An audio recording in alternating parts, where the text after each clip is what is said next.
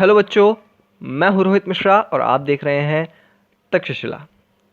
तो हम बात कर रहे थे कंट्रोल एंड कोऑर्डिनेशन के बारे में। हमने इसके जो दो मेजर पार्ट्स हैं जो कि हैं ह्यूमन नर्वस सिस्टम और कोऑर्डिनेशन इन प्लांट्स, ये पिछले लेक्चर्स में ख़त्म कर दिया है। आज इस चैप्टर का लास्ट लेक्चर है और आज हम पढ़ेंगे एंडोक्राइन सिस्टम के बारे में। ओके, ह्यूमन एंडोक्राइन सिस्टम के बारे में। तो हमने देखा था कि नर्वस सिस्टम क्विक रिस्पांस के लिए बहुत ही इम्पॉर्टेंट है। ओके, जो डे टू डे लाइफ में हम एक्टिविटीज़ करते हैं उनके लिए नर्वस सिस्टम का होना बहुत ही ज़्यादा इम्पॉर्टेंट है।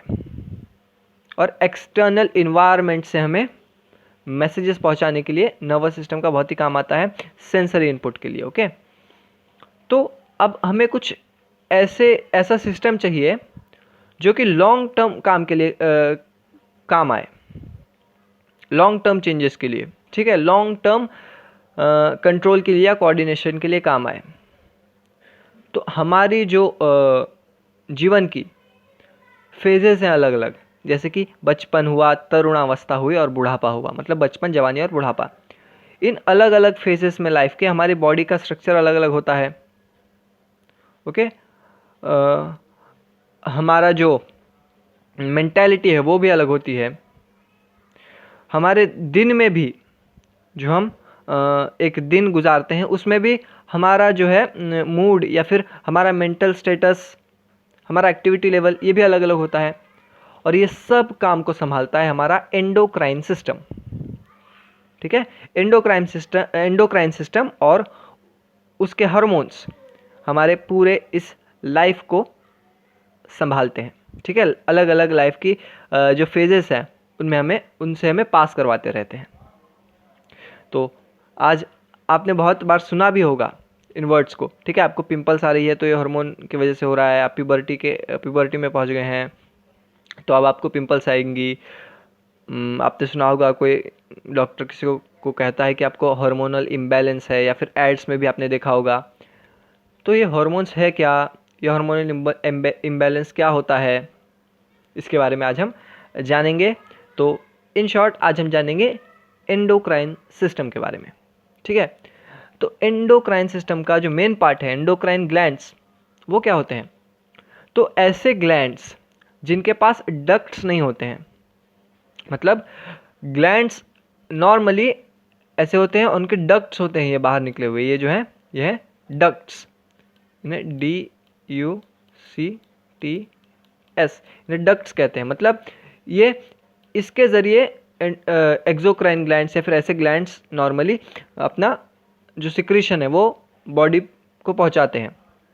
लेकिन एंडोक्राइन ग्लैंड्स के पास डक्ट्स नहीं होता है, तो ये जो अपना सिक्रीशन है, अपना जो उत्पाद है या फिर अपना जो प्रोडक्ट है वो डायरेक्ट ब्लड स्ट्रीम में डाल देते हैं, मतलब ब्लड के ज़रिए पहुंचा देते हैं। और इसीलिए इनका जो प्रोडक्ट है वो पूरे बॉडी तक पहुंच जाता है, बिकॉज जो ब्लड आर्टरीज हैं या फिर ब्लड वेसल्स हैं वो बॉडी के करीब करीब हर एक पार्ट में होती हैं। ठीक है,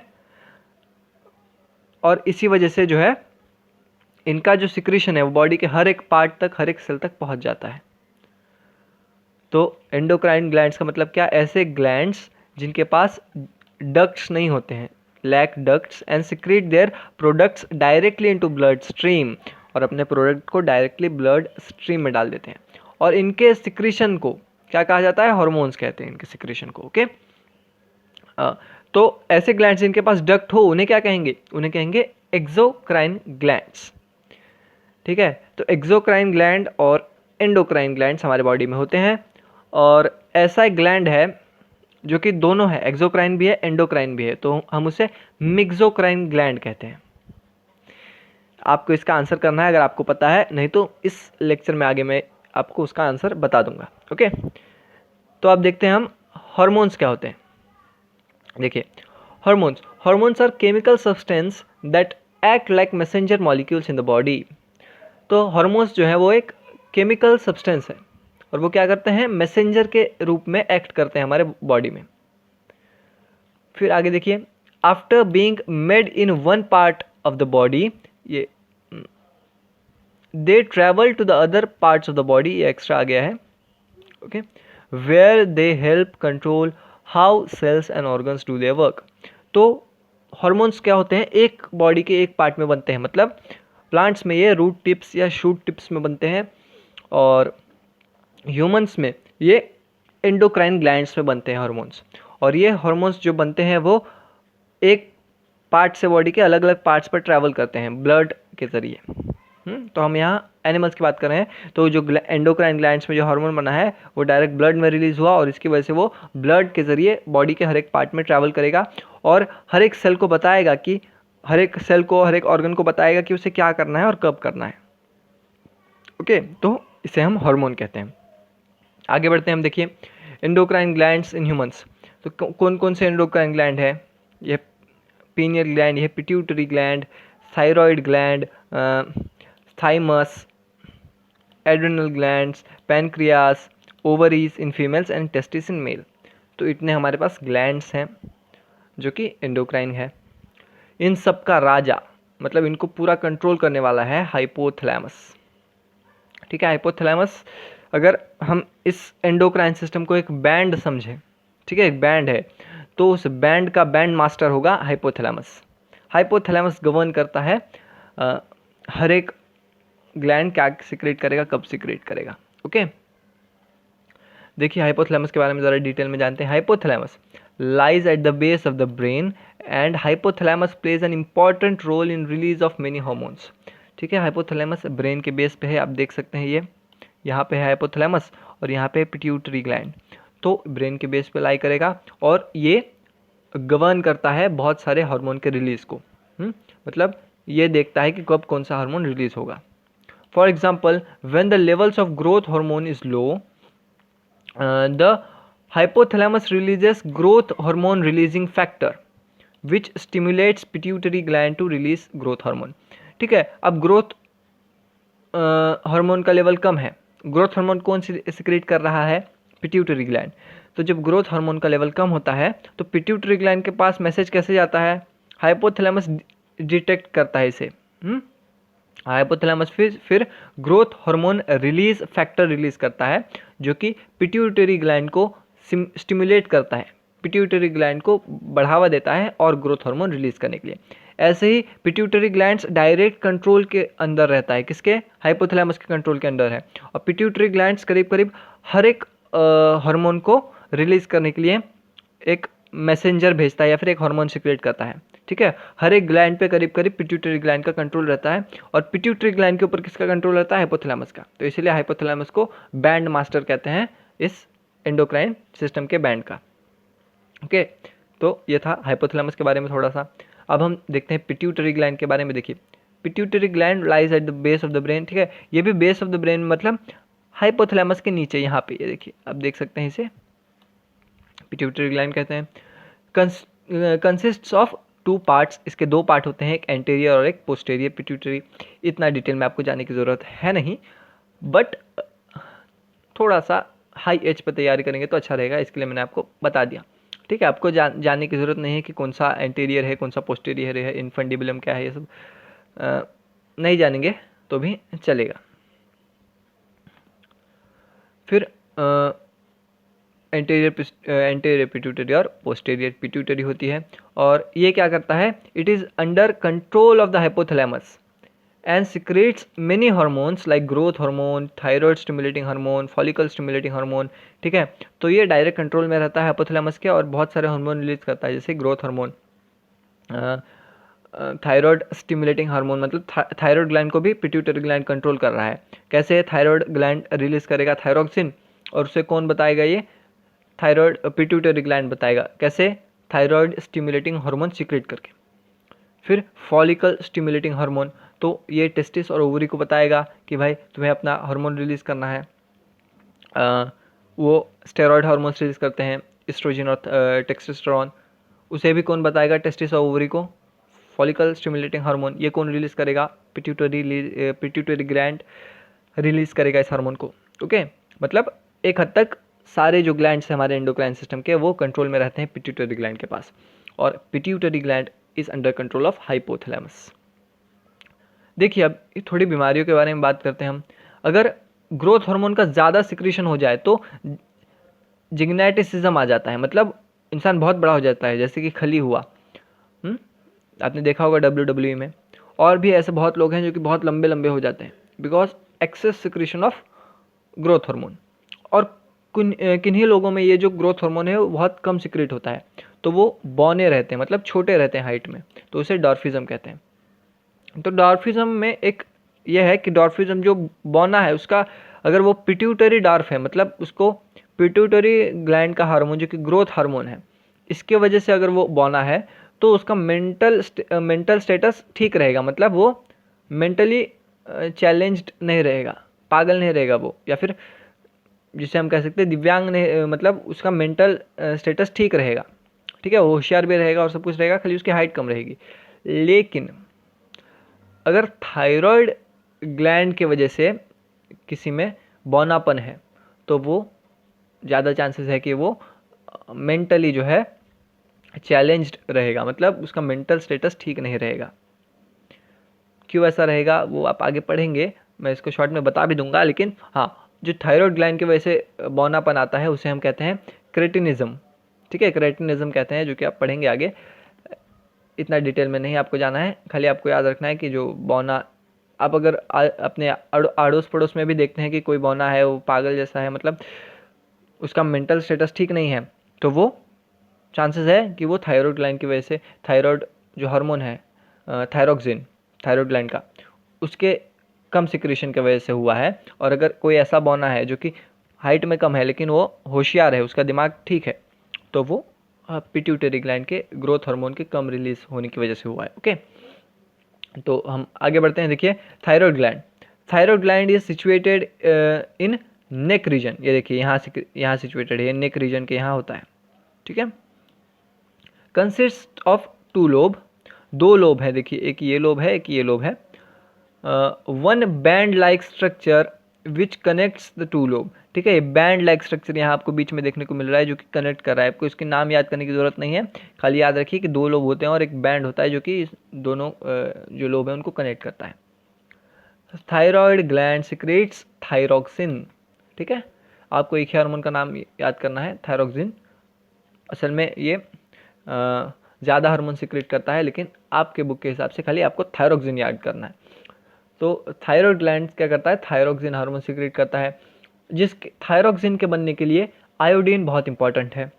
ओके, तो क्या होता है, जब आयोडीन नहीं होगा तो थायरोक्सिन नहीं बनेगा और उसकी वजह से हमें गॉइटर हो जाएगा, जो कि आपको मैं आगे बता रहा हूँ। पहले ये देखिए कि थायरोक्सिन क्या काम करता है। देखिए, thyroxine regulates carbohydrate, protein and fat metabolism, मतलब थायरोक्सिन क्या करता है, हमारे मेटाबॉलिज्म को कंट्रोल करता है। मतलब मेटाबॉलिज्म मतलब ओवरऑल रिएक्शंस, जो हमारे बॉडी में रिएक्शंस हो रहे हैं ओवरऑल, उसे सम करके मेटाबॉलिज्म कहा जाता है, all reactions happening in our body. तो ये फैट्स के बनने का, फैट्स के टूटने का, प्रोटीन के बनने का, प्रोटीन के टूटने का, कार्बोहाइड्रेट के बनने का, कार्बोहाइड्रेट के टूटने का, सबका ये जो बैलेंस बना के रखता है हमारे बॉडी में, कौन, थायरोक्सिन। और इसके लिए ग्रोथ के लिए बहुत इंपॉर्टेंट है, और अगर थायरोक्सिन कम रिलीज होगा तो हमारा ग्रोथ भी नहीं होगा और हमारा जो है बॉडी डी जनरेट होने लगेगी। क्यों? बिकॉज जो हमारा मेटाबॉलिज्म है वो बिगड़ जाएगा, और उसकी वजह से हमारी बॉडी ठीक से काम नहीं कर पाएगी। और इसीलिए जो है हमें आयोडीन, आपने सुना होगा आयोडाइज नमक खाओ, नमक के पैकेट पे भी लिखा रहता है टाटा नमक, आयोडाइज नमक, मतलब आयोडीन डाला है नमक में। और इसी आयोडीन की वजह से हमारे बॉडी में थायरोक्सिन बनता है। तो हमने ये जो ग्लैंड है, थायराइड ग्लैंड, ये अगर हम आयोडीन ना ले अपने खुराक में तो ये बढ़ जाता है, ठीक है, साइज में बढ़ जाता है। ऐसा क्यों होता है? देखिए, हमने देखा था पिछले स्लाइड में कि पिट्यूटरी ग्लैंड है, वो क्या करता है, थायराइड रिलीज हार्मोन पैदा करता है, ठीक है, थायराइड स्टिमुलेट हार्मोन TSH पैदा करता है। तो वो क्यों पैदा करता है? वो जब बॉडी में सेंस करता है कि थायरोक्सिन की मात्रा कम है, तो वो क्या करता है, थायराइड स्टिमुलेटिंग हार्मोन पैदा करता है पिट्यूटरी ग्लैंड, और थायराइड ग्लैंड को बताता है कि भाई और थायरोक्सिन पैदा करो। पर थायराइड ग्लैंड के पास आयोडीन तो है नहीं, तो वो क्या करता है, अब हमें थायरोक्सिन पैदा करना है, ये हमको पिट्यूटरी बोल रहा है, लेकिन हमारे पास आयोडीन है नहीं, तो वो और सेल डिवीजन करके अपना साइज और बढ़ाता है और सेल्स से थोड़ा बहुत जो भी आयोडीन है उसको यूज़ करके थायरोक्सिन पैदा करता है। तो इसकी वजह से क्या होता है, वो उसका साइज बढ़ते जाता है, उस ग्लैंड का, थायराइड ग्लैंड का धीरे धीरे बहुत बड़ा हो जाता है, और हमें वो मतलब एक्सटर्नली भी दिखने लगता है कि गर्दन के पास बहुत ज़्यादा एकदम एक मास बन गया है बहुत बड़ा। वो क्या होता है, थायराइड ग्लैंड इनलार्ज हो जाता है। बिकॉज मैंने आपको प्रोसीजर बताया कि कैसे इनलार्ज हो जाता है, बिकॉज थायरोक्सिन की मात्रा ब्लड में कम होती है या फिर बॉडी में कम होती है। ये कौन सेंस करता है, ये सेंस करता है पिट्यूटरी ग्लैंड। पिट्यूटरी ग्लैंड इसको सेंस करके बताता है थायराइड ग्लैंड को, भाई और रिलीज कर हार्मोन। तो थायराइड और उसके जो हार्मोन्स हैं पिट्यूटरी ग्लैंड के, वो भी क्या करते हैं, जो सेल डिवीजन है थायराइड ग्लैंड का वो भी बढ़ा देते हैं ताकि और हार्मोन रिलीज हो सके। लेकिन आयोडीन है नहीं डाइट में, तो क्या हो गया, वो इलाज होते रहता है और गॉइटर बन जाता है। गॉइटर मतलब घेघा, वो बीमारी का नाम है। ये हमें गॉइटर जो है ये हमें कहाँ देखने को मिलता है, हिली एरियाज़ पर। बिकॉज वहाँ के जो खाने में पहले ही नमक कम होता है और नमक में आयोडीन भी बहुत कम होता है, इसके लिए हमें ये सी एरिया के पास में नहीं देखने को मिलता, हमें देखने को मिलता है हिली एरियाज़ के पास में। देखिए गॉइटर, और इसका सिम्टम क्या है, सोलन नेक। ओके, आगे बढ़ते हैं हम। देखिए एड्रिनल ग्लैंड। कभी आप ऐसे सिचुएशन में आए हैं जब आपने सोचा होगा कि आप अचानक से अलर्ट हो जाते हैं, आपकी हार्ट बीट फास्ट हो जाती है, जैसे कि आप रोड क्रॉस कर रहे हो, अचानक से आपके सामने गाड़ी आ जाए, तो आप कैसे चौंक जाते हैं, फटाक से आपकी बॉडी जो है मूवमेंट करने के लिए तैयार हो जाती है। ओके, तो ये क्यों होता है, ये होता है एड्रेनलिन की वजह से। हमारे बॉडी का जो फाइट और फ्लाइट हार्मोन है एड्रेनलिन, जो कि हमारे बॉडी के डिफेंस मैकेनिज्म में काम आता है, उसे रिलीज़ करता है एड्रेनल ग्लैंड। एड्रेनल ग्लैंड का एक पैर होता है हमारी बॉडी में जो किडनी के ऊपर सिचुएटेड होता है, और इसमें से निकलता है एड्रेनलिन जो कि फाइट और फ्लाइट हार्मोन है, और ये हमारे बॉडी को इमरजेंसी सिचुएशन के लिए तैयार करता है। बिकॉज मैंने आपको बताया है कि हम अभी एंडोक्राइन ग्लैंड्स के बारे में पढ़ रहे हैं, मतलब ये जो एड्रेनल ग्लैंड है ये एड्रेनलिन को डायरेक्ट ब्लड में डाल देगा, और ब्लड में डालने की वजह से ये जो हार्मोन है ये पूरे बॉडी में पहुंच जाएगा। तो ये हार्मोन क्या करता है, हार्ट में जाके हार्ट बीट्स को फास्ट कर देता है, मतलब हार्ट बीट बहुत फास्ट हो जाएंगे, दिल की धड़कनें बहुत तेज़ हो जाएंगी, और इससे क्या होगा, ब्लड जो है हमारे मसल्स तक पहुंचेगा। हमारे इंटरनल ऑर्गन्स हैं उनके पास ब्लड फ्लो कम कर देता है, और हमारे स्केलेटल मसल्स के पास ब्लड फ्लो बढ़ा देता है, ताकि हम फाइट या फिर फ्लाइट कर पाए। फाइट मतलब लड़ना, सिचुएशन से लड़ना, और अगर हमें लड़ना नहीं, हमें भागना है, तो भी हमारे स्केलेटल मसल्स में ऑक्सीजन की मात्रा जानी चाहिए, इसके लिए हमारे ब्लड को स्केलेटल मसल्स तक पहुंचना होगा। और इसी वजह से ये क्या करता है हार्मोन, हमारे जो है हार्ट बीट को तेज़ कर देता है स्केलेटल मसल्स तक, उसके वजह से ब्लड जाने लगता है, और हमारे ब्रीथिंग रेट को भी बढ़ा देता है, ताकि हमारा जो बॉडी में ऑक्सीजन की कमी ना पड़े। ठीक है, और इसकी वजह से हम तैयार हो जाते हैं उस इमरजेंसी सिचुएशन को टैकल करने के लिए। तो इसीलिए आपने देखा होगा कि जब हिरन भागता है, असली में चीता और हिरन में चीता ज़्यादा तेज है और हिरन की स्पीड कम है, लेकिन फिर भी जब हिरन अपनी जान बचा के भाग रहा होता है चीता से, तो कई बार ऐसा होता है कि वो बच जाए। जब एक स्टैटिस्टिक ये है कि जब भी अगर 10 बार शिकार करेगा एक टाइगर, तो उसमें से खाली वो एक बार सफल होता है, 9 बार असफल होता है, मतलब 10 शिकार में से खाली उसे एक शिकार मिलता है। ऐसा क्यों होता है, बिकॉज जो टाइगर है या फिर जो चीता है वो मारने के लिए दौड़ रहा है, लेकिन जो उसका प्रे है, जो कि हिरन हो सकता है या फिर कोई जानवर है, वो अपनी जान बचाने के लिए भाग रहा है। उसके अंदर एड्रेनलिन बहुत ज़्यादा मात्रा में रिलीज हो रही है, और उसके मसल्स में अच्छे से ऑक्सीजन पहुंच रहा है, वो जल्दी अपनी जान बचाने के लिए भाग रहा है। इसके लिए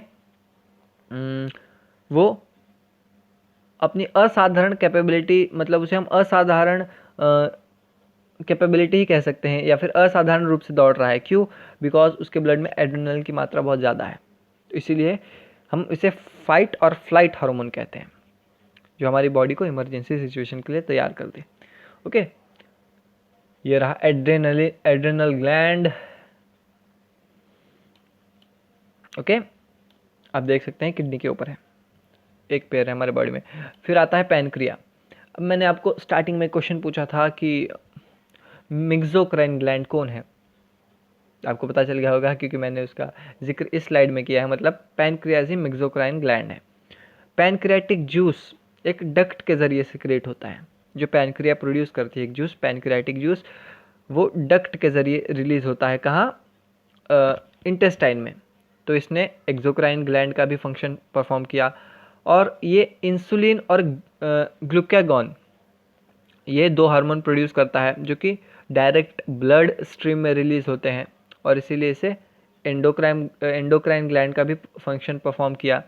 तो ये दोनों ग्लैंड के फंक्शंस को परफॉर्म कर रहा है, और इसीलिए हम इसे मेक्सोक्राइन ग्लैंड कहते हैं। मतलब एंडोक्राइन ग्लैंड का भी फंक्शन परफॉर्म करेगा और एंडोक्राइन ग्लैंड का भी फंक्शन परफॉर्म कर रहा है। तो सबसे आपने ये बात सुनी होगी बहुत बार कि भाई इसको शुगर की बीमारी है, इसे इंसुलिन लगाने को कहा गया है। तो क्या होता है शुगर, क्या होता है डायबिटीज़, क्या है? तो इसके लिए हम पैनक्रियाज को जिम्मेदार बता सकते हैं। देखिए, पैनक्रियाज जो है ये इंसुलिन नाम का हार्मोन रिलीज करते हैं ब्लड में, और ये इंसुलिन क्या करता है, ये ब्लड शुगर के लेवल को कम करता है। मतलब ब्लड शुगर लेवल कैसे कम होगा?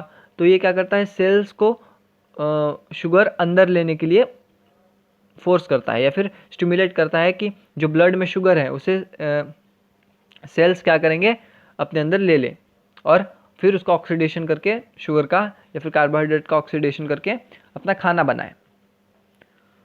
पर अगर किसी कारण से इंसुलिन रिलीज ही नहीं होगा पैनक्रिया से, तो ब्लड शुगर लेवल बहुत बढ़ जाएगा, और फिर क्या होगा, फिर डायबिटीज़ हो जाएगी, जो बीमारी हम जिसके बारे में बात कर रहे हैं।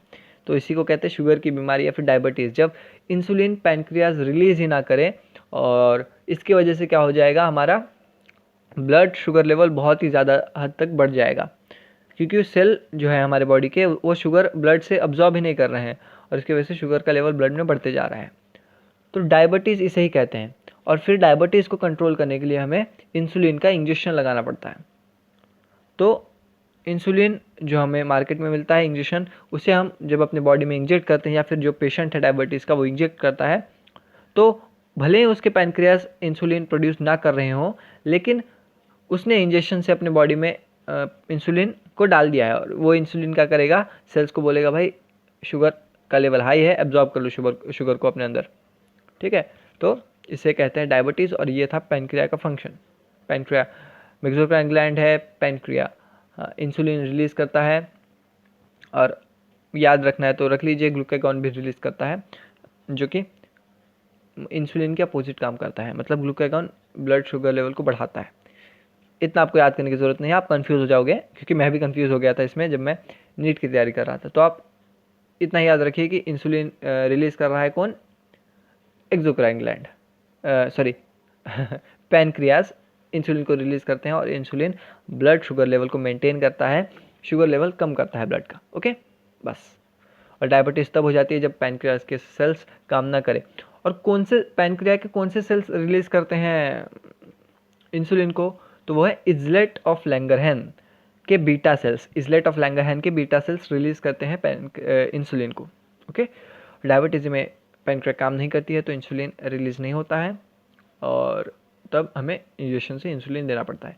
ये रहा pancreas. Okay, you can see it. ये रहा पैनक्रिया जो कि एब्डोमेन में होता है, और यहाँ से ये अपना पैनक्रियाटिक जूस इंटेस्टाइन में डालता है, और यहाँ से ये अपना ब्लड स्ट्रीम में डालता है इंसुलिन। ओके, अब है टेस्टिस। ये भी एक एंडोक्राइन ग्लैंड है। तो टेस्टिस स्कॉर्टम में होता है। ये जो पाउच है, जिस पाउच में जो हमारे एब्डोमेन से नीचे लटका होता है पाउच, और जिसके अंदर ये जो गोल ओवल स्ट्रक्चर है, इसे हम टेस्टिस कहते हैं। ये टेस्टिस हमारे लोअर एब्डोमेन के नीचे होता है। ठीक है, जब pituitary gland follicle stimulating hormone release करती है, तब हमारा टेस्टिस सिक्रेट करता है टेस्टोस्टेरोन। ठीक है, जो मेल हार्मोन है, इस हार्मोन को रिलीज करता है कौन, टेस्टिस। टेस्टोस्टेरॉन, इसके लिए इसे टेस्टोस्टेरॉन कहते हैं, जो कि एक स्टेरॉयड हार्मोन है। ज़्यादातर हार्मोन्स प्रोटीन होते हैं, लेकिन टेस्टोस्टेरॉन और एस्ट्रोजन ये स्टेरॉयड हार्मोन्स है, और ये क्या करते हैं, स्पर्म प्रोडक्शन को बढ़ाते हैं। ओके, तो जब एक बच्चा प्यूबर्टी को पहुंचता है तब उसके बॉडी में टेस्टोस्टेरॉन रिलीज होना शुरू हो जाता है। ये कैसे पता चलता है कि एक बच्चा प्यूबर्टी में पहुंच गया है? देखिए, हमारा जो बॉडी है, हमारी जो बॉडी, वो सेंसरी इनपुट के ज़रिए, ये सेंसरी जो बाहर से उसे इंफॉर्मेशन मिल रहा है उसके मुताबिक काम करती है। तो जब बॉडी को पता चलता है कि ये एज इसका जो है हो गया है प्यूबर्टी का, तो वो बॉडी जो है हाइपोथैलेमस को सिग्नल जाता है। हाइपोथैलेमस पिट्यूटरी ग्लैंड को सिग्नल देता है कि अब इसे फॉलिकल स्टिमुलेटिंग हार्मोन रिलीज करो, अब जो है ये प्यूबर्टी को पहुंच गया है। तो फिर पिट्यूटरी ग्लैंड जो है फॉलिकल स्टिमुलेटिंग हार्मोन रिलीज करती है, और इसके वजह से टेस्टिस जो है फिर मेल सेक्स हार्मोन जिसे कहते हैं टेस्टोस्टेरॉन, ये रिलीज करता है, और टेस्टोस्टेरॉन स्पर्म प्रोडक्शन को बढ़ाता है और सेकेंडरी सेक्सुअल कैरेक्टर्स को बढ़ाता है। मतलब सेकेंडरी सेक्सुअल कैरेक्टर्स क्या है? प्राइमरी सेक्सुअल कैरेक्टर्स हैं जो कि जेनिटल प्रेजेंट है, मेल में मेल जेनाइटल्स, फीमेल में female genitals. Secondary sexual characters मतलब मेल्स में दाढ़ी आना, ठीक है, मस्कुलर बॉडी हो जाना, आवाज़ का जो पिच है वो लो हो जाना। फीमेल्स में सेकेंडरी सेक्सुअल कैरेक्टर्स क्या है? आवाज़ के पिच का हाई हो जाना, ठीक है, ब्रेस्ट का आगे आ जाना, ये सब फीमेल सेकेंडरी सेक्सुअल कैरेक्टर्स है। तो मेल में जो ये सेकेंडरी सेक्सुअल कैरेक्टर्स है ये टेस्टोस्टेरॉन की वजह से आते हैं।